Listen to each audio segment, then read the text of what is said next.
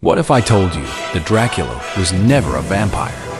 What if the man the world remembers as a monster was, in truth, a Christian warrior who stood against overwhelming evil? This is not the Gothic tale invented centuries later to sell books and stir fear. This is the story of Vlad III of Wallachia, a prince who lived and died for his people, his land, and his faith in Christ. His enemies painted him in blood, but history tells a far different tale. Vlad was born in the 15th century, in a land that stood on the edge of destruction. Wallachia, his homeland, was a small Christian principality caught between two giants. On one side, the Kingdom of Hungary, and on the other, the Ottoman Empire, the most powerful Islamic force in the world. The Ottomans were relentless. Their armies swept across Europe, conquering Christian lands, burning villages, enslaving men, women, and children. For the Christians of the Balkans, survival was not guaranteed. To be a ruler, there was not to live in peace, but to stand in the shadow of an enemy that sought to erase your faith and your people. Vlad's father, known as Vlad Dracula, was a knight of the Order of the Dragon, a Christian brotherhood sworn to defend the cross against the enemies of Christendom. From his father, Vlad inherited not only his name, but a mission: to be a soldier of Christ in a world that demanded blood for survival. But from a young age, he also tasted betrayal. To keep the peace with the Ottomans, his father was forced to give his sons, Vlad and his younger brother Radu, as hostages to the Sultan. Imagine being a boy, ripped from your home, forced to live in the court of your enemies. Vlad grew up surrounded by those who despised his faith and his people. The Ottomans tried to break him, to convert him, to make him bow. Radu submitted and eventually embraced their ways, but Vlad did not. He resisted, hardened, and learned. He studied their language, their strategies, their cruelty, not to imitate them, but to prepare himself for the day he would return and fight. When Vlad finally reclaimed his throne in Wallachia, he was no ordinary prince. He was a man forged in the fire of captivity, filled with a burning conviction that his land would never bow to the crescent. He swore that his people would not live as slaves, nor would the cross of Christ be trampled under the boots of the invaders. From the moment he took power, Vlad was not just a ruler. He was a warrior with a mission. He rebuilt his army, punished traitors without mercy, and declared to the Ottomans that Wallachia would stand free. He was fearless, and he knew the cost of such defiance. But for Vlad, there was no alternative. To compromise was to condemn his people. To retreat was to betray Christ. The world would soon learn that this prince was unlike any other. He would not only fight his enemies, he would terrify them. He would use fear itself as a weapon. And though history remembers him as a monster, the truth is that he was a man who chose savagery not for pleasure, but for survival. He was a man who believed that only through unshakable faith and iron resolve could his people endure. This is the beginning of the true story of Vlad the Impaler, the man behind the myth of Dracula. A man who, despite his brutality, stood as a shield for Christendom in one of its darkest hours.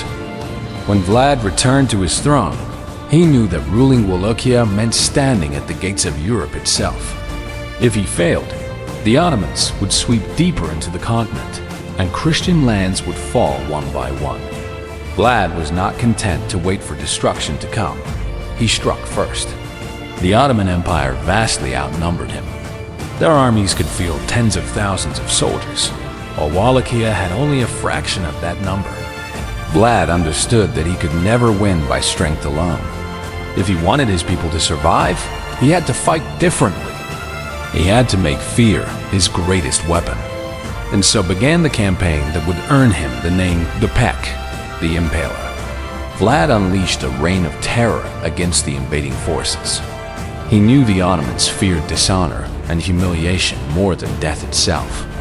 Captured enemies were impaled on long wooden stakes, left standing like grotesque forests of bodies along the roads leading into Wallachia. For Vlad, this was not cruelty for cruelty's sake. It was psychological warfare. He wanted his enemies to tremble before even setting foot in his land. The most famous moment came in 1462, when Sultan Mehmed II, the same man who had conquered Constantinople, led a massive army to crush Vlad once and for all. Outnumbered more than 10 to 1, most rulers would have surrendered. But Vlad did not retreat. Instead, he waged a campaign of pure terror. His soldiers burned villages, poisoned wells, and ambushed supply lines. He used the land itself as a weapon, leaving nothing for the invaders to claim. And then came the Forest of the Impaled. As Mehmed's army marched deeper into Wallachia, they encountered a sight that even hardened warriors could barely endure. 20,000 impaled corpses lined the roads. Soldiers, traitors, invaders, all displayed as a warning. The Sultan himself, upon witnessing the ghastly spectacle, admitted that no man could rule a people who would follow such a leader. The Ottomans, shaken to their core, eventually withdrew. Against impossible odds, Vlad had defended his land and kept Christendom safe for another generation. But make no mistake, Vlad was ruthless not only with his enemies, but with his own people. He believed that survival required unity and discipline, and he punished betrayal with unflinching brutality.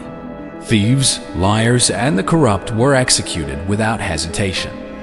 In his mind, Wallachia could not afford weakness. A single act of treachery could doom the entire nation. To his supporters, he was a just prince who kept order where chaos had reigned. To his enemies, he was a bloodthirsty monster who ruled with terror. It is here that legend began to twist into myth. Tales of Vlad's savagery spread across Europe, carried by enemies who sought to blacken his name. Stories claimed he dined among the impaled, that he drank the blood of his victims, that he reveled in cruelty beyond imagination.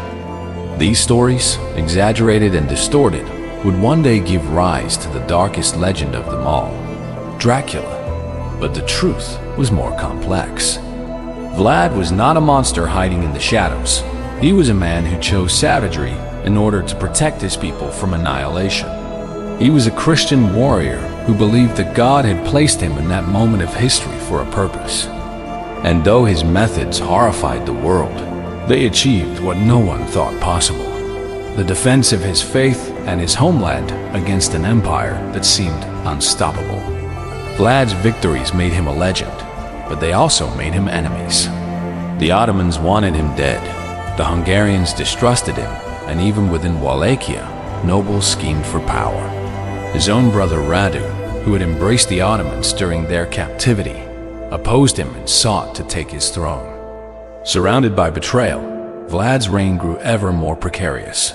Eventually, politics turned against him. After years of defiance, he was captured and imprisoned by the Hungarians. Though he later regained the throne, his rule never returned to the strength it once had. In 1476, Vlad was ambushed and killed in battle. His head was sent to the Sultan in Constantinople, displayed as proof that the terror of Wallachia was finally over. His body was buried in an unmarked grave, and the land he had fought to defend was left vulnerable to the enemy he had resisted all his life. But death was not the end of Vlad's story. It was the beginning of a darker legacy. His enemies, eager to destroy his reputation, spread tales of inhuman cruelty. Pamphlets circulated in Germany and Italy painted him as a sadistic butcher who feasted on blood. Over the centuries, these stories twisted further until finally, in the 19th century, the Irish novelist Bram Stoker borrowed his name and turned him into Count Dracula, the immortal vampire, the very image of evil. The Christian prince who had defended his people against overwhelming odds was erased, and in his place stood a creature of the night. History had branded Vlad not as a warrior of Christ, but as a monster. Yet beneath the lies, the truth remains. He was a man who bore the unbearable weight of leadership in a time when compromise meant death. He chose to stand, no matter the cost. He chose to fight, even when defeat seemed certain. He chose to defend his faith and his people. even if the world called him a beast. And that is where the lesson lies for us today. Following Christ will not always make you loved. Standing firm in your faith will not always earn you applause. In fact, the world may twist your convictions, call you names, and paint you as the villain. But the judgment of the world is nothing compared to the judgment of God. Vlad's methods may have been brutal, but his mission was clear. He would not bow to the enemies of Christ. In your own life, you may not face invading armies, but you will face pressure to compromise, to surrender, to blend in with a culture that denies God. And in those moments, remember Vlad's story. Remember that faith sometimes demands courage that looks like madness to the world. Remember that the cost of standing with Christ is high, but the cost of betrayal is far higher. Dracula may be a legend of fear, but the real Vlad is a lesson in faith. A flawed, savage man who chose to be a shield when all others would have fled. His enemies turned him into a monster, but history cannot erase this truth. He was a Christian warrior who stood his ground. And perhaps the challenge he leaves us is this: when your time comes, will you have the courage to do the same?